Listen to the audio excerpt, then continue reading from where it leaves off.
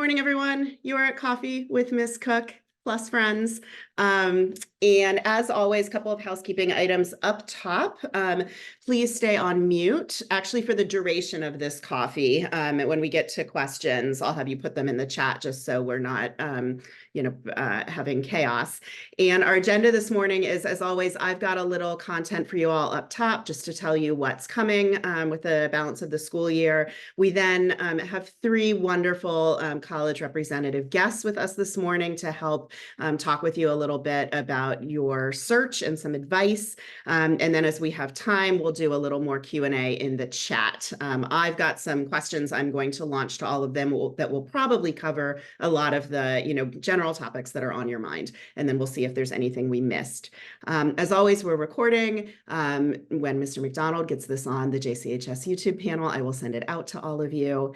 And then this is an hour-long program, so we have a hard stop at 9. As always, if there are still questions in the chat, terrific. You can ask them of me later on, and we'll continue the conversation. So just to orient you to where we are with the college advising timeline at JCHS, I'm sure there's some buzz in your house as the kids are preparing for journeys next week. Good for everyone to have a week to be out of school for a moment and do some fun things. When they return from Portland, it will be an action-packed couple of weeks towards the end of the school year in terms of college advising. So we will start with some spring college advising appointments, their second one-on-one meeting with me after journeys. So that first Monday they're back, April 8th, I will send out signups for that. And then I will start those meetings the week of April 15th. And once again, everyone needs to come in and meet with me before the end of the year. So I'll do them throughout March as well, or May, when we're back from PASOC break. And it's a formal check-in, but we'll also be talking about their recommendation letters, checking in on testing, making sure if they haven't put some things in SCORE, we've got some things in SCORE. So more information on that, again, I'll email all of you as I always do with content. We also have the case studies program happening on April 14th at the University of San Francisco. As a reminder, that's a mock admission committee exercise and then a college fair. And there are about 100 college reps, maybe more, signed up to attend that. I pushed out the signups on Monday. There was a faulty link in there, so I sent you a new StriveScan link yesterday. Just know that any human that's going, so parent or student, needs to have their own barcode. So just make sure you register that way. And there'll be reminders and things coming up. But again, April 14th, that's a Sunday, that afternoon, very impactful and helpful event. After PASOC break, immediately we will launch the college essay unit in their English classes. At levels will start immediately. The AP class will start after they've taken their AP exam. They'll have a second questionnaire to do for me, shorter than what they did in the winter, but I want to, find out what the summer plans are, get a little bit more information before we are out for the year. And then we'll have a final coffee with Ms. Cook on Friday, May 10th. And Julie Beck will be joining us for that, so we can talk about some of the social emotional parts of this process, which are very present for seniors right now as we work through decisions, big feelings, and plans for what's next. So Ms. Beck will help talk you through some best practices as a parent to help support your child through the process. So again, all of this will be coming with reminders and email. Keep your eye on the week ahead for reminders, and exciting times as we get closer to summer. So with that, we will now transition to our rep panel here. And I say reps, but these are actually very important people at their schools. And so we are lucky to have an hour of their time this morning. And I will just say, I think I still see that we've just got junior parents in the room, but if a senior parent snuck in under a pseudonym, please go away. There are other places where you can ask your questions about what's happened with admission decisions, whereas this is just going to be a conversation about researching and launching the process.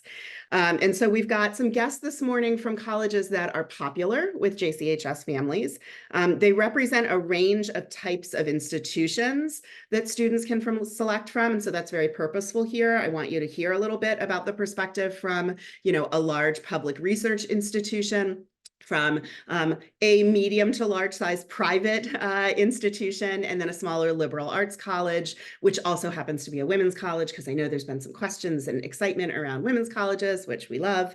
And of course, most importantly, these are some top-notch seasoned professionals in the field they've got long and storied careers. So rather than me just giving their names and titles, I would love, and we'll go alphabetically, if the three of you could introduce yourselves and say a little bit about obviously where you work, but if you've got perspectives from other places as well, that's always great to know. So we'll start with Mr. Gary Clark. Great. Thanks, Lauren. Good morning, everybody. My name is Gary Clark. I'm the Associate Vice Chancellor for Enrollment Management at UCLA. I've been at UCLA for, I guess, going on about 12 years. For 11 of those years, I served as the Director of Undergraduate Admission before stepping into this role, which works closely with all of our staff in undergraduate admission and financial aid and scholarships and a couple of other offices. But prior to that, I started my career many years ago at the College of William and Mary. Grew up in Virginia, worked for a number of years as Laura's next door neighbor at Pitzer College out in Claremont. Had a great 6 years there, and then worked in the admission office at USC for about 7 years before moving over to UCLA. So I've certainly seen admission from a handful of different perspectives, and happy to be here with you all this morning. Thanks. And we'll move on to Mr. Peter Hagan. Hi, everyone. It's 11:09 where I am, and I'm starting to think about lunch. So I've passed my caffeination point for today, but I'm Peter Hagan. I'm Executive Director of Undergraduate Admissions at Syracuse University, which is a private residential research university with about 15,000 undergraduate students in the center of New York State. And I've been here literally my entire life, but I've been on the admissions staff for 20 years. Love it. And saving the best for last, Miss Laura Stratton.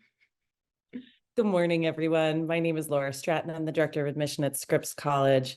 Peter, you look so, for 20 years old, you're slaying it. So good work for being there your whole life. So happy to be here with you this morning. Scripps is a small residential liberal arts women's college down in Claremont.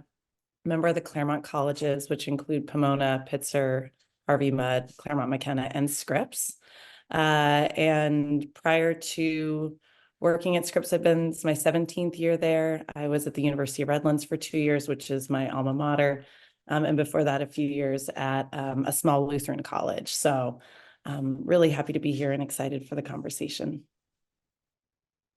Excellent. So we'll get started with a couple of questions here. And for those who joined us late, I'm going to launch some general questions to the three of them, and we'll see how much time as we work through some of these, and then we'll open up for Q&A if we have time at the end, and that will be in the chat. So I appreciate everyone being on mute. Great job. So we've got juniors that are just beginning to really research colleges, visit campuses, all of that. So do you have any advice as juniors and families are starting all of this and trying to formulate a list, opinions, all of that? So anyone who wants to jump in. I'll get us started and then bounce it over to my colleagues.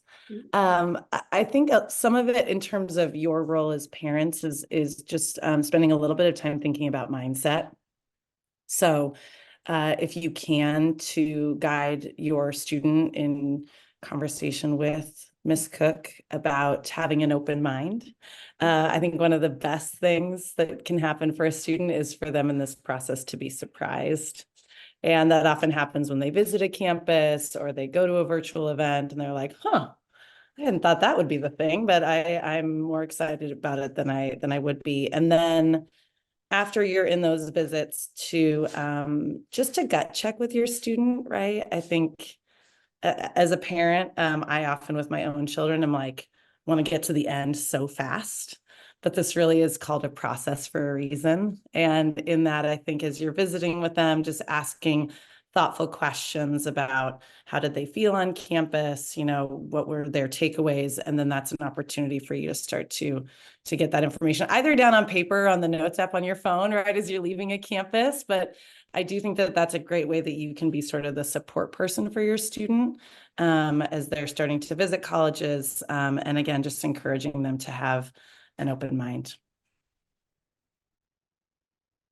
Yeah, I agreed, and I would add to that. I think one of the very thin silver linings that came out of the pandemic is that colleges really had to kind of up their virtual game during that period because we weren't really doing anything in person. So the ability to really get to know a college or university through what they offer through online platforms that are either live and interactive or recorded content, whether it's tours or classes or admission presentations, is a lot better now than it was, 5+ years ago.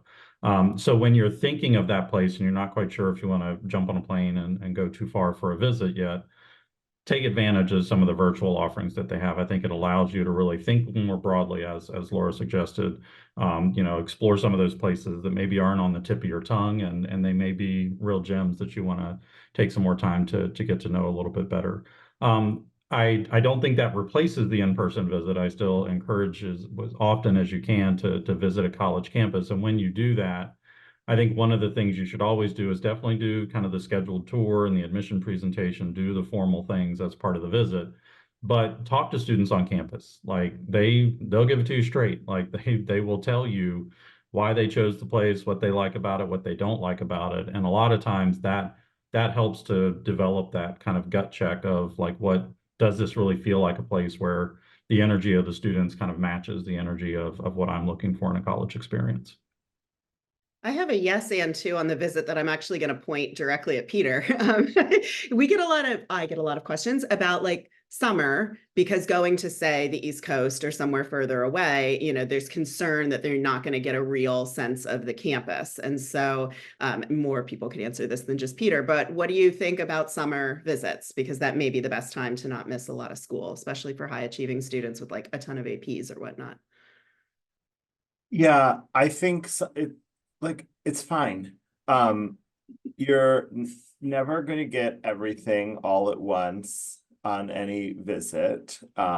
Summer is when we see probably the most visitors come through. I would say just pay attention to what an institution has to offer. Like for us, for example, in the summer, we have usually like 4 big, huge, not in terms of volume of visitors, but days that we have just broader representation from faculty and staff, and it coincides with other things happening on campus. And like I always tell people, if you're going to come in the summer, don't come the day before the 4th of July, because nobody's here, right? Like it's dead. But on any other day in the summer, there'll be a disproportionate number of researchers and athletes on campus than kind of folks who hang out here in the summertime. But it's fine to come whenever you come. I do think, and I'm breaking all the panel rules that I think I suggested before we started, which is not everybody answers every question, but that's why we have rules. Is I think in particular, and I know we have like a no senior parent sort of griping rule for this, but I'm going to gripe about senior parents for a second. Which like I think what we see at this time of year, when most of us are on the cusp of or have recently released admission decisions and are now sort of getting to the finish line with our classes, is the people that are often sort of successful in not just in gaining admission. I know I'm not meaning about getting in. I'm talking about just sort of at managing the process and sort of getting through this intact, are the people who are like organized and pay attention to deadlines and things like that for the next, like for a year ahead of this. And so like Laura said, I'm the same way. Like I feel like with my own kids, I just want to get through everything. Like I just want to get it done. But in reality, like your role as a parent or a caregiver for someone who's applying to college might be akin to being like a great travel agent. If you've ever had one, like that can get everything, and not just for the visits, but just to sort of on the back end, see that things are aligned as such that your client, the student, is going to have a great experience, knowing that eventually you are not getting on the actual plane. But like the hard things that I feel like we see now are from people who missed this or missed that, or just, like you don't have to be on top of every single detail all the time. And I think students need to own a lot of it, but managing dates and deadlines and visits and whatever can really help to sort of limit some of the other noise in the system, I think. And now I will stop my rant.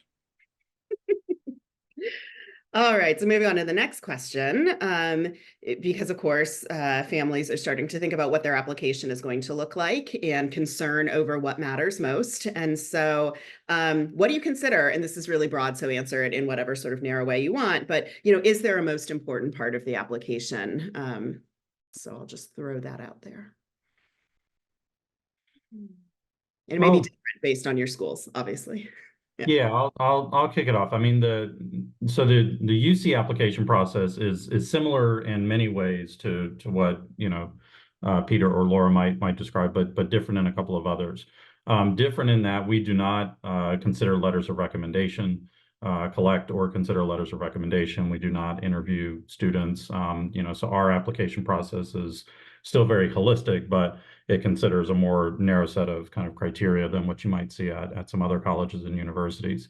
In my opinion, the backbone of any compelling application is the academic record. Certainly the work that the student is doing in the classroom, the rigor of the high school program, that is something that is going to carry more weight than probably just about anything else in our review process. But the word that you will hear often in describing college admission is context. And what I mean by that is that we're not looking at academic performance as distilled down to one number, either a weighted GPA or an unweighted GPA. What we are trying to understand is what does that mean in the context of that school environment?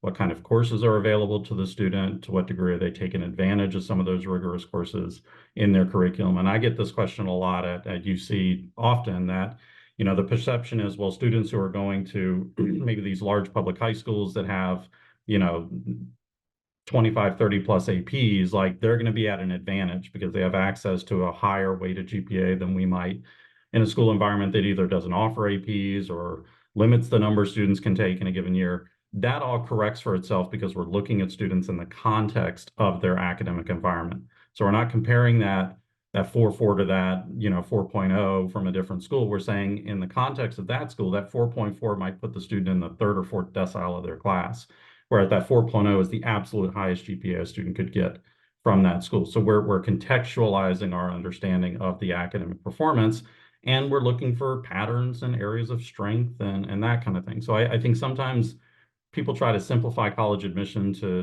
just a couple of numbers that they think really impacts the decisions, and just know that we are digging much deeper than that to understand what that represents in the context of the student school and the curriculum that's available to them there. So I have a bad habit, which is when I meet people like my own age, and it's less appropriate every year that I do it. When I meet people, so like let's say I'm at the soccer field with my kids, and I ask other parents, where did you go to high school? And they're like, what? Because in my mind, I have this Rolodex of high schools, right? And I can be like, oh, that's an IB high school. Oh, that's an independent high school. Oh, that's a religiously affiliated high school. And I know this about the curriculum, where I've been to this school visit. I know where the college counseling office is. So it's one of the best parts about this work to me is that we get to crawl into your students' experience in their life. And it's such a privilege, to be honest. And in doing that, it is the academics, and I agree with Gary, the most important thing is making sure the charge that we have first and foremost as admission people is to ensure that the students who we admit and enroll to our colleges and universities are going to not only academically survive that environment, but are going to be contributing members of it and graduate, right? And so the best indicator that we have of that is how they've done in high school. That doesn't mean it has to be perfect. And I think that can be sometimes the rub is like, oh, well, if academics is what matters, and if my student doesn't have all A's, they're never going to go to college, right? So there's a level of nuance there. I do think from the small college perspective and the liberal arts college perspective, we do think quite a bit about match and really thinking about match with our particular institutions through writing samples, letters of recommendation, extracurricular engagement that aligns with our mission.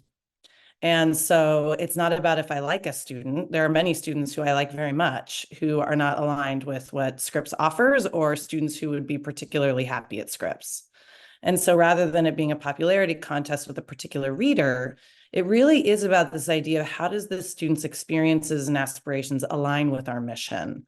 And we actually talk about that in our comments when we review applications, is mission alignment. And so if you want to be super nerdy like me and dig in and start looking at college missions, I think it can be a great way for also for your student to have a gut check on this resonates with me, or I don't care about any of this, right? And so that's one part of what we look at in terms of match, or this concept of fit, which I think colleges talk a lot about, but we don't always do a very good job of explaining.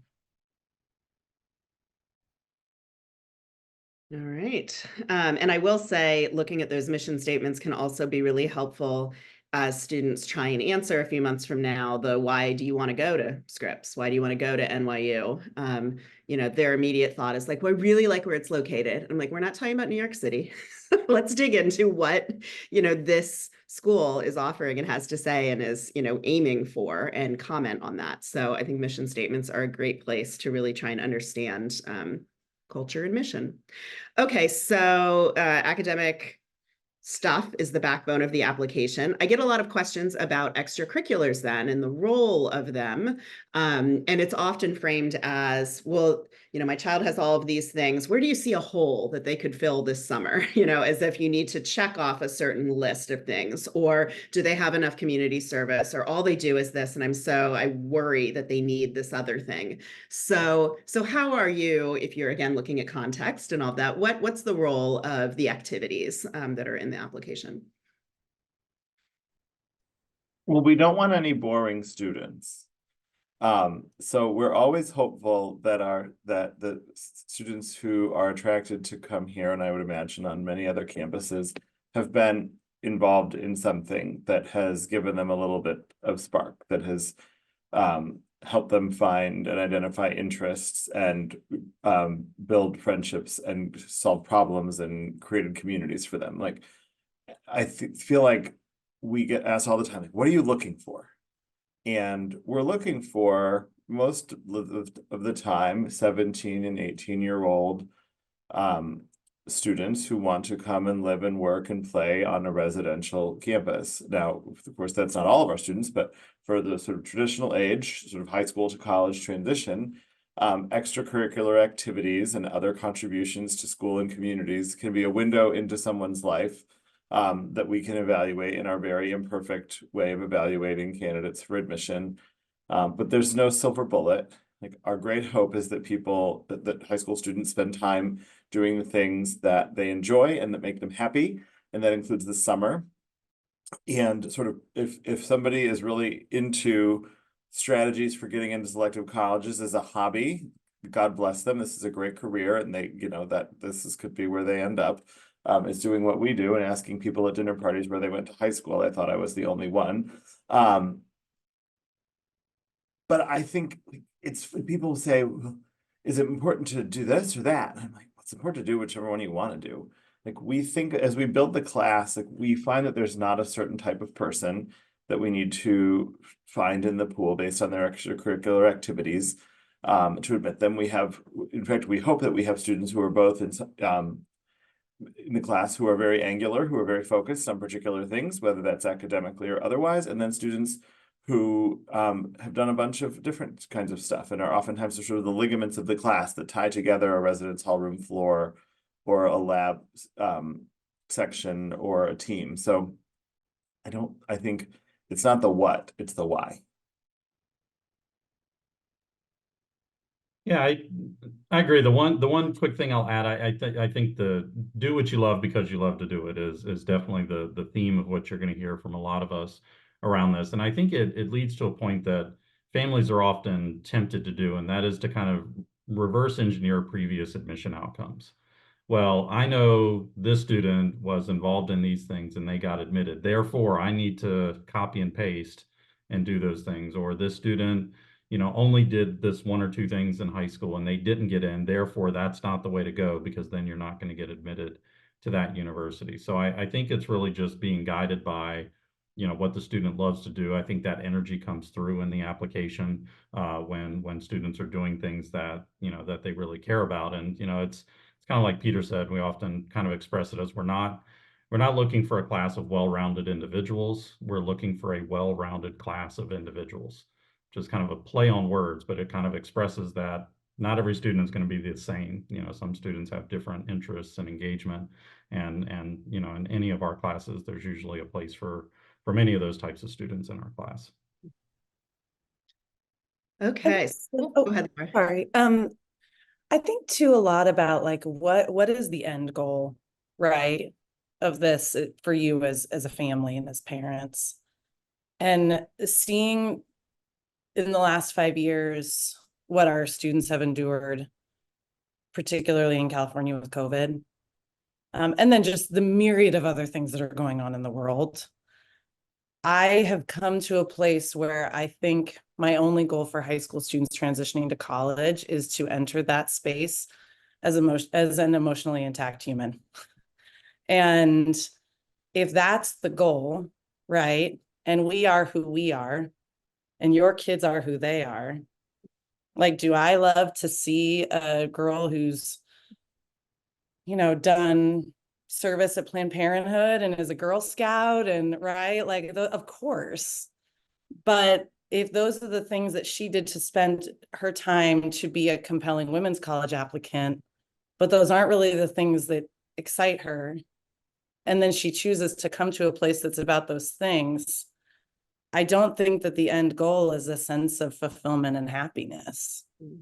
And so this idea of spending time doing things, and I think too, one of the things we saw this year especially is that students were slower out of the gate because many of them in their early high school years were incredibly restricted, either because of COVID restrictions or because of their community restrictions.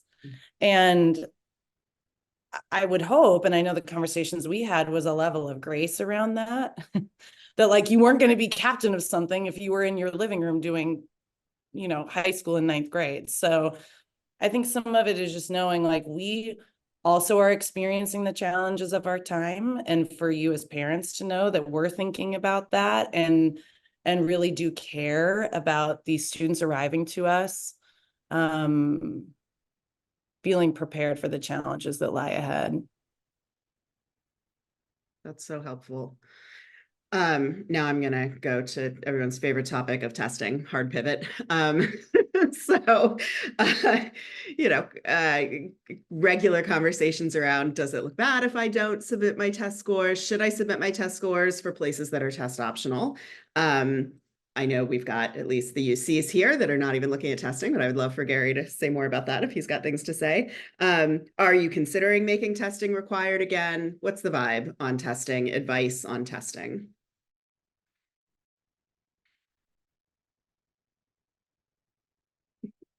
Well, I can start as a test optional place, and then I will obviously hand it over to my colleagues. So I'm very, I don't know if interested is the right word, but it's very interesting to me to see what's happening with testing, particularly in the conversation for our junior families and junior students.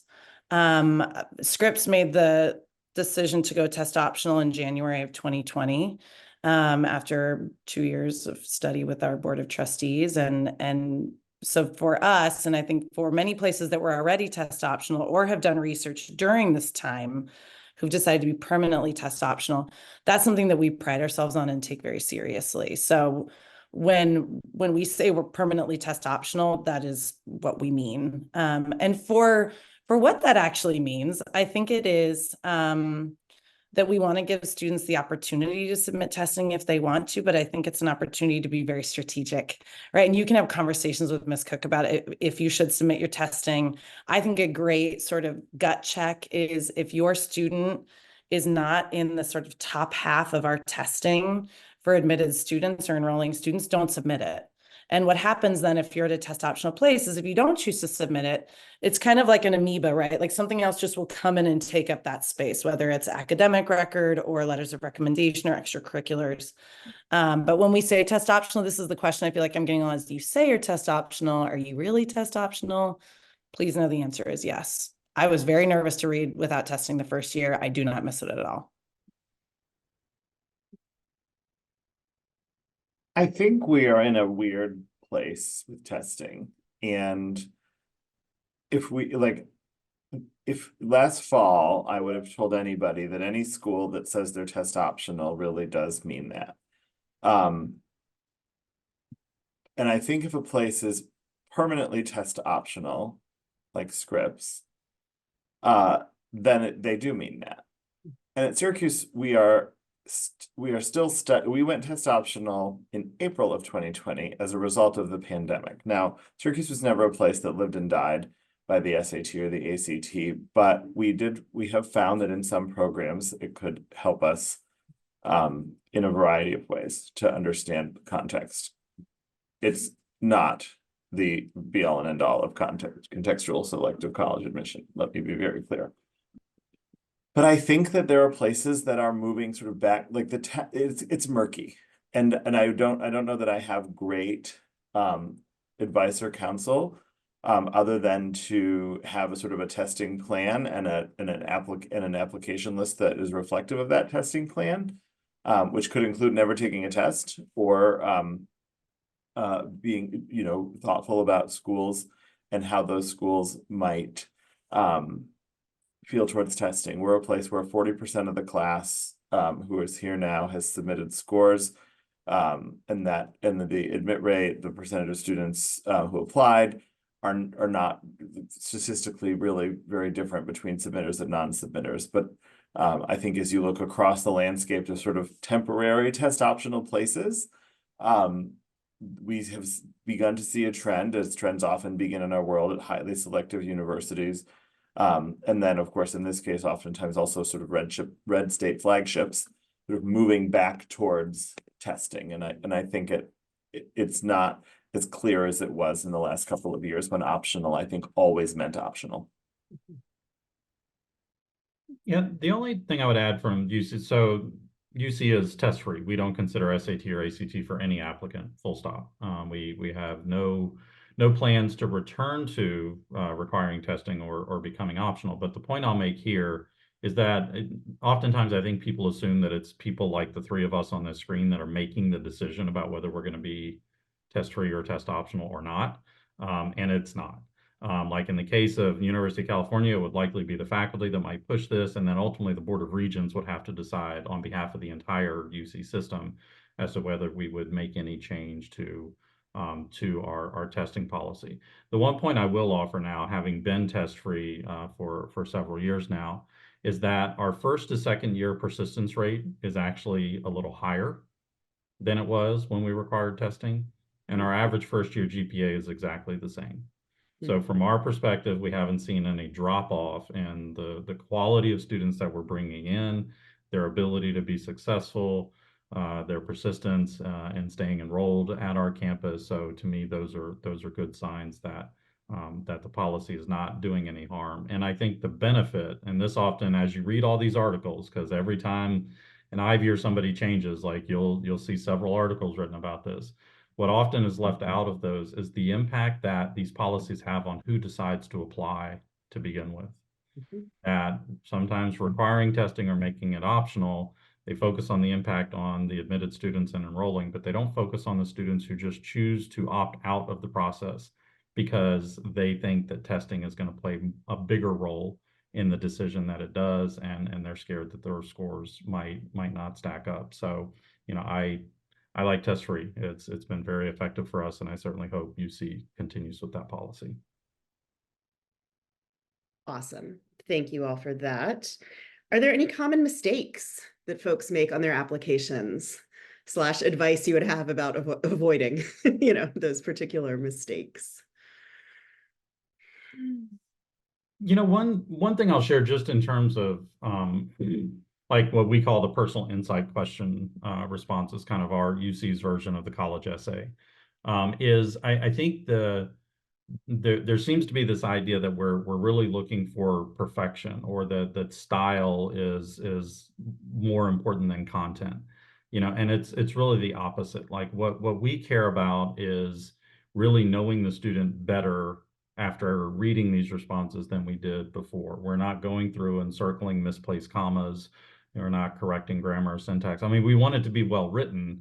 We want to understand what the student is saying. But I think whether it's AI or trying to get more than help on your essays. I think there's this idea that we want this super polished response, and that's the thing that's going to carry the most weight in terms of how we evaluate written work in the application. And that's not the case for us. I think for us, it's really about content. It's about knowing the student.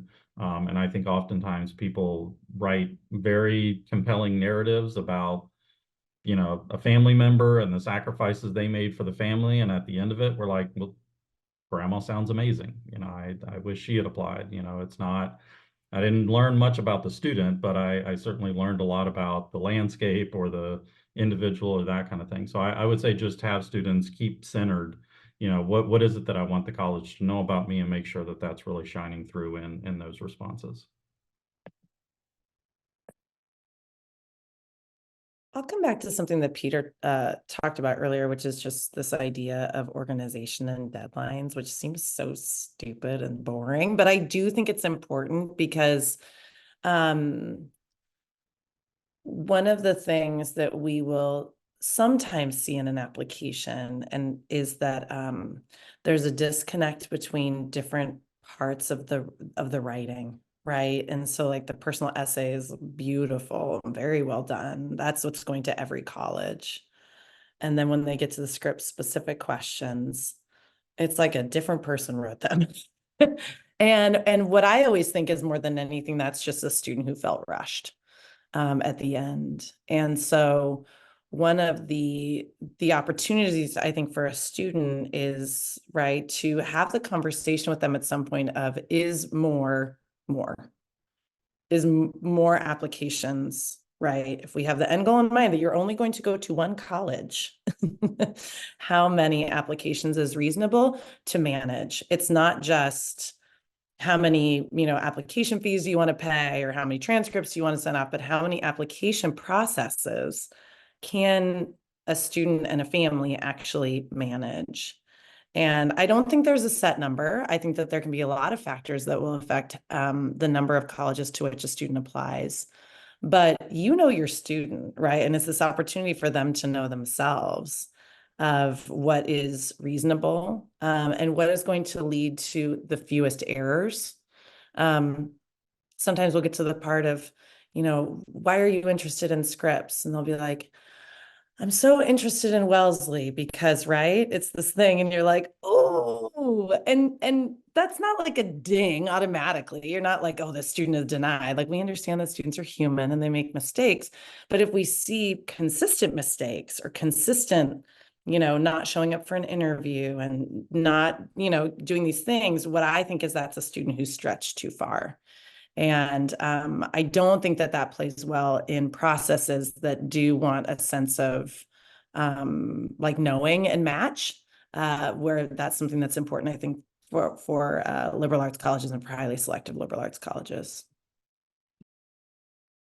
Thank you, Laura. I can't underscore that enough that there is, I see a law of diminishing returns. The larger the applicant list is. And I do think some students have an idea that it's like a lottery and the more scratchers, you buy, the better your chances are. But it doesn't work like that, obviously. And you get stretched thinner and thinner and thinner. But every year I have someone that wants to do 20, 22, 23. And, I don't want to still be reading things on New Year's Eve as they're continuing. And they don't want to be writing them at that point. But there's this feeling that the more, lines I put in the water, the more fish I'm going to catch. So great. Are there any myths about the process any of you would like to dispel?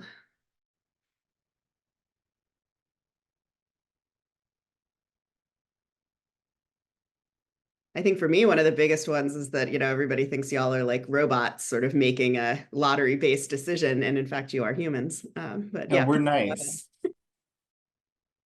I don't know that it's a myth, but I think getting back to the sort of noise in the system, the extra writing, that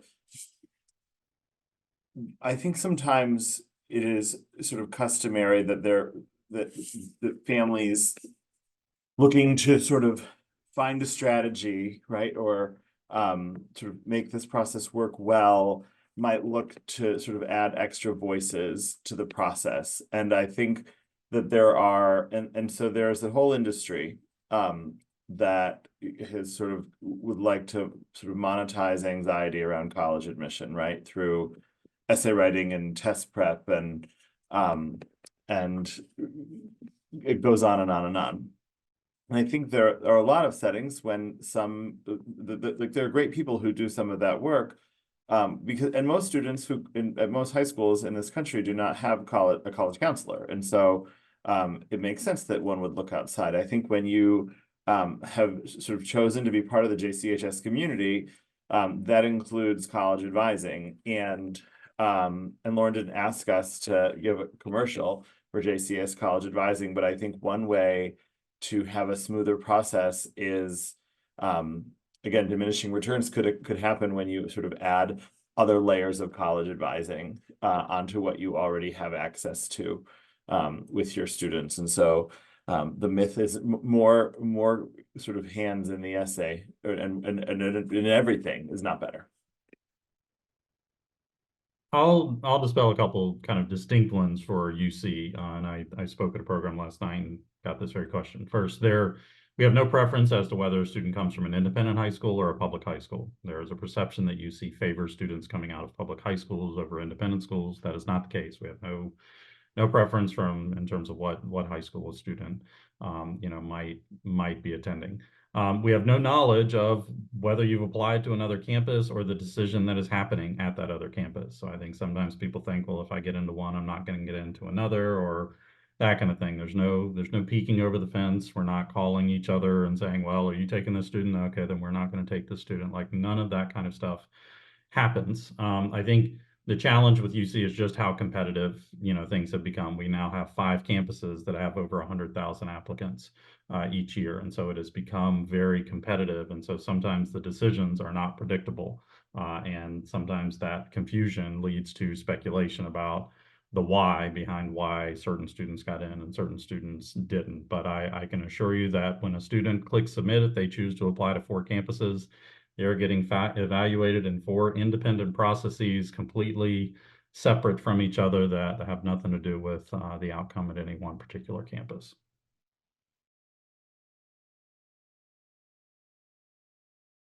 All right. So my last question is, before we see if we have 10 minutes or so for some questions in the chat, do you have any parting advice you would give to students and families as they're really earnestly embarking on this process?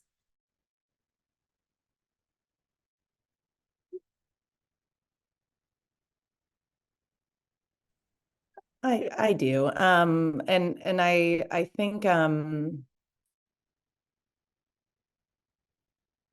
there's an opportunity, I think, to and through the summertime for you as adults, as trusted adults, for your student to get very clear on what your role is. And one of the things that was clear to me this year in reading applications, and again, I think that the students who are seniors this year were 9th grade and peak COVID time, is that when the adults are okay, the kids are okay. And if you get clear on your role and manage your own anxieties about this, which are so real, right? And I sit in panels like this and I do this, and then I just registered my kid for middle school and was a psycho, right? Like, I get that it is hard to allow them developmentally to be 16 and 17 years old in a process that feels like it demands them to be 30. But I do think if you can think of your role as a parent or trusted adult as trying to illuminate the path for them along the way, right? Trying to guide them, trying to mirror back to them the things that they're seeing and saying and the conversations they're having with Miss Cook, they will be better for it. And you will be better for it in that process. And so I think it can look like a lot of different things for families, right? And that families have different setups and different things. But I think for you all as families and as adults in the room with these kids who are still very much kids, right, is to just get clear on what your role is. And if you're not sure, you have a wonderful person in Ms. Cook to also talk to you about that. and to say, is this appropriate or should I be doing this for them, right? And to have those checks along the way, because I do think that it is, it's a big deal and it's an exciting time, but I think anytime it's exciting is also stressful. So I think that's just my advice for you all as the trusted adults in the room. And the kids are going to go through their process with Miss Cook, and that's all going to come together. My advice, it's like we planned this, which we didn't, but piggybacks on what Laura said. I think where I have seen landmines in our family and in our town, and I wouldn't see it probably from where I sit at work as much, but certainly in my life at home, I think you have to be really careful with your kids' friends and your friends' kids. Like if you have the kitchen counter or basement sectional or whatever, do people even have basements out there? I don't even know. No, there's no basements. We have sectional couches in our basements, like where our kids watch movies. But if you have the space in your home, in your yard or wherever where your kids want to hang out, like I really hope you don't spend it talking where your kids' friends want to hang out. I hope you don't spend it talking about college with them. I think that's really dangerous. My first piece of advice comes from a vanity perspective, and that is if you're doing a Zoom in a hotel room, get better lighting than I did. I swear I do not have like these massive bags under my eyes, but as I'm looking at the screen, it looks that way. But my real advice really comes down to, I think one of the things that really elevates the temperature of this process is this perception that selectivity is a proxy for quality. That the more selective an institution is, the better it is, and more specifically, the better it is for your student. And I think we've got to really break away from that. That there are a number of phenomenal colleges and universities that have admit rates that are, 40, 50+% that offer incredible undergraduate educations for students.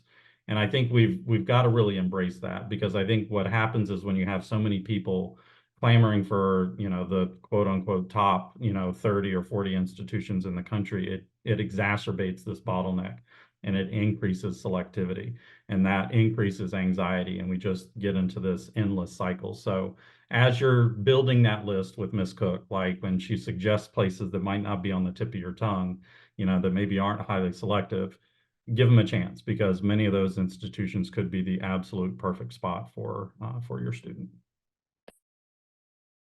And I think, Gary, an interesting piece of that is like, I feel for families and students of like, but how do I know what a good college is, right? If getting all this mail and all these emails and now texting students and on TikTok, right? Like we're trying to be everywhere the students are. And so I do think some of this is the challenge of like, what is a good school? And I do think that, but you have a counselor who can guide you through that. And so I think that is the most important thing is not seeing that admit rate as what makes a good school or a good experience. You can have a great school and also not have a great experience. And so that's the other part of this whole thing, but yeah.